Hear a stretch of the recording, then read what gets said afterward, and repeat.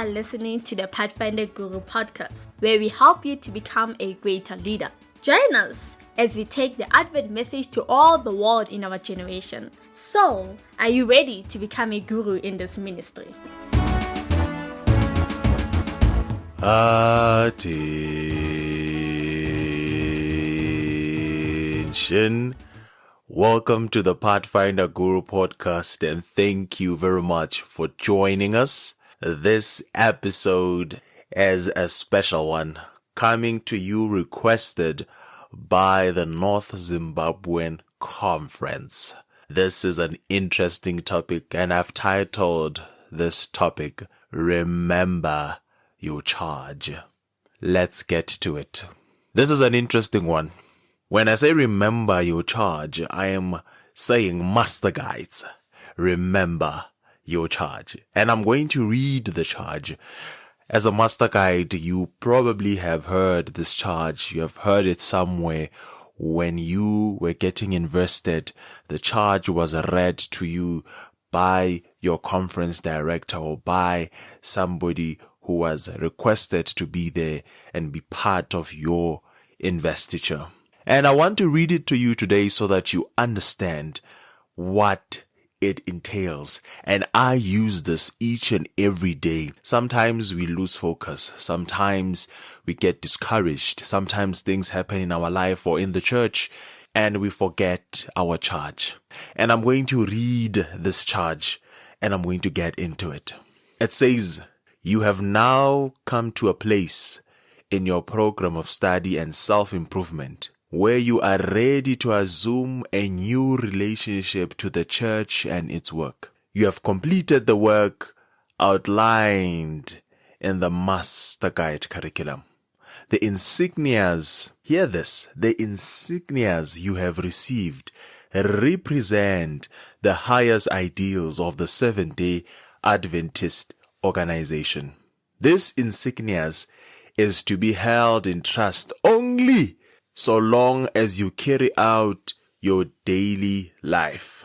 The ideals of which these insignias stand for, the ideals embedded in the Pathfinder pledge and law. Therefore, I charge that by the grace of God, you endeavor every day to cherish those principles and live them out in your words and action, that by so doing you may prove to be a true servant of God and a friend to men." Oh, what a charge. I'm going to read the last part of the charge at the end, but I'm not going to read it now. I want us to focus on the positive.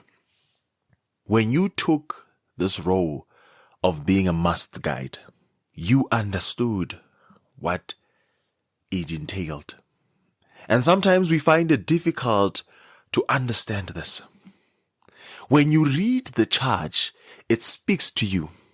When you were being pinned and the charge was read and they prayed for you, what powerful thing happened there is that you accepted the charge. You said, through thick and thin, I will be in this ministry.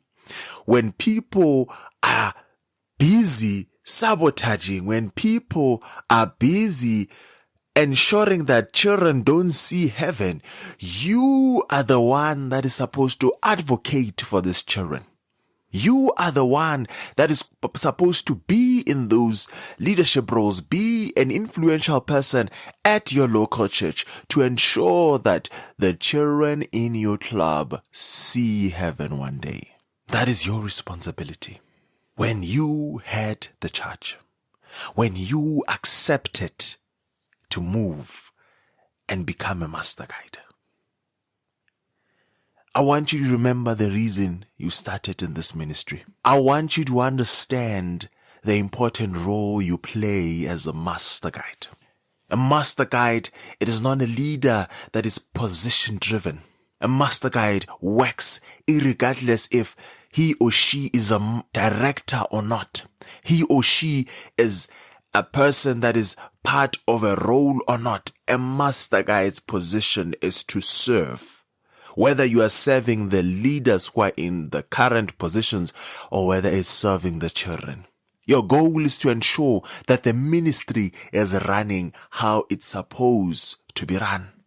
In my lot of videos, on my TikTok videos, I always talk about this, saying that you are wearing the work suit of the ministry. You are wearing the work suit of the ministry. Now, let's look at it from an idea point of view, or let us imagine ourselves wearing a normal work suit, even if it's a blue work suit or it's a black. Typically, a work suit, it is when you wear it when you're supposed to be working, whether you're painting, whether you're fixing a car, whether you're carrying stuff from the house to the car and you're moving, whatever the case may be. The work suit, it is there to protect you as you're working. You know, when I open my closet each and every day, whether I'm going to church, whether I'm going to work, and that master guide suit stares at me. It stares at me to say, we have work to do. It stares at me to say, remain humble because you have work to do. And once we take this master guide and we wear our suits, when we wear our uniform, we wear the insignias, it needs to remind us that why are we doing this? It needs to pester us, to trouble us, that there is a reason why we are doing this. We are not doing this for positions. We are not doing this because we want to be elected.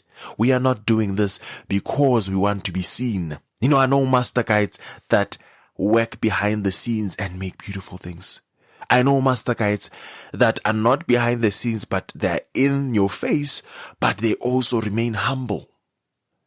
Meaning that we all need one another as master guides. We need different types of master guides. We need the ones that are willing to work behind the scenes. We need the ones that are willing to advocate for the children in public. We need master guides at a time like this. Remember your charge. Remember your charge. And in the last paragraph of this charge, it says, and I don't want to read it because I don't want to set up leaders for failure. But we need to read it. It says, if for any reason whatsoever you lose sight of these ideals and you do not care to cherish and practice them in your daily life, you are honor abound to return the insignias to the conference making the award. However, I trust that God will always keep you true to Him and to these wealthy ideals. I know that in your life, things may happen. Work can come in. A lot of things can happen in your master guide life or as a master guide. But do not forget to support the ministry. We still need your support. Whether it's financially, whether it's you being there, but you are able to support.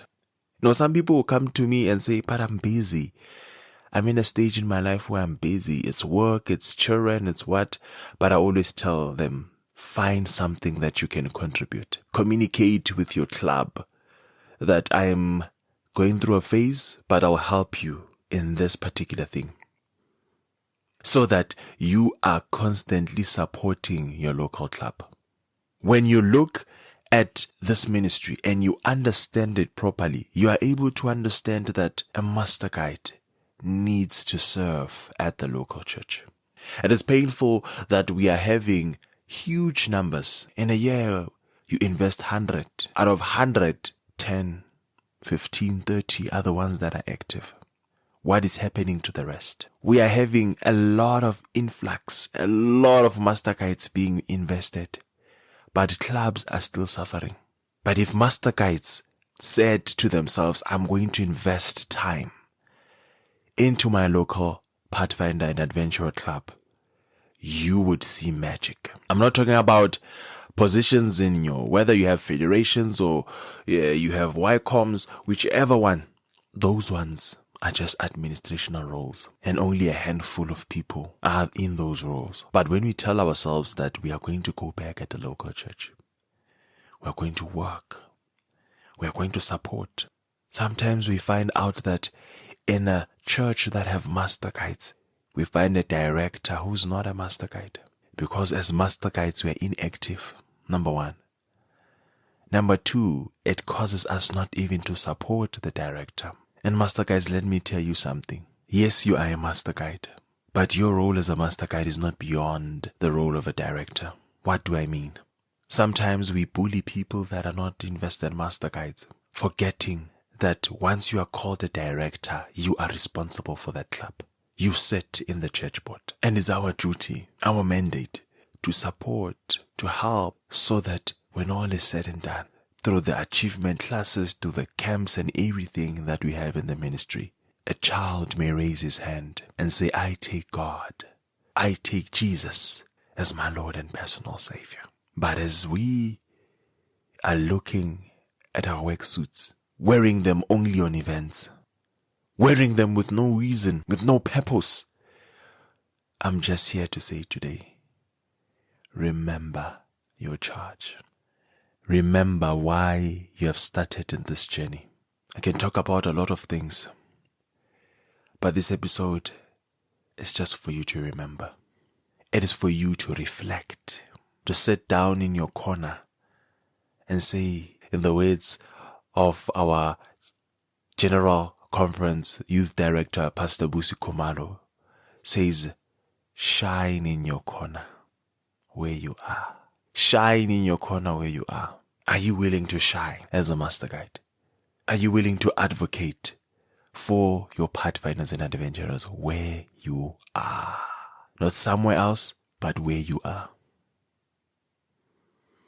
As we end the year, I want you to take a piece of paper. I want you to write all the problems, all the challenges you think are there, you feel are there. And at the end, I want you to take a few which you would say to yourself, I will be committed to ensure that I see them through. As much as we have personal goals in our lives, let's have the same in the ministry. Ask God to guide you, to place you where you need to be, to fix challenges you need to fix. So that when we have this conversation from a year from now, you can say, indeed, I've seen my impact. I've seen the work that I've done in the ministry.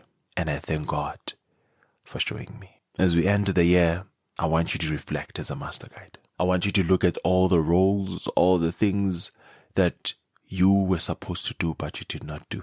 I want you to reflect. And after you've reflected, write what you're going to do about it. Your role as a master guide is an important role. And my prayer and hope that in the Northern Zimbabwe Conference, change will be made. I'm not saying 100 master guides will change, but if you are the only one, blessed be the name of the Lord. Because children will be saved by you. Thank you very much for joining me in today's episode. An episode that is not deep, but an episode of reflection. An episode of just saying, remember your charge. Remember the commitment you said that you are going to take. But for now, as you think about this, as you wonder, what can I do? You are dismissed. And may God be with you.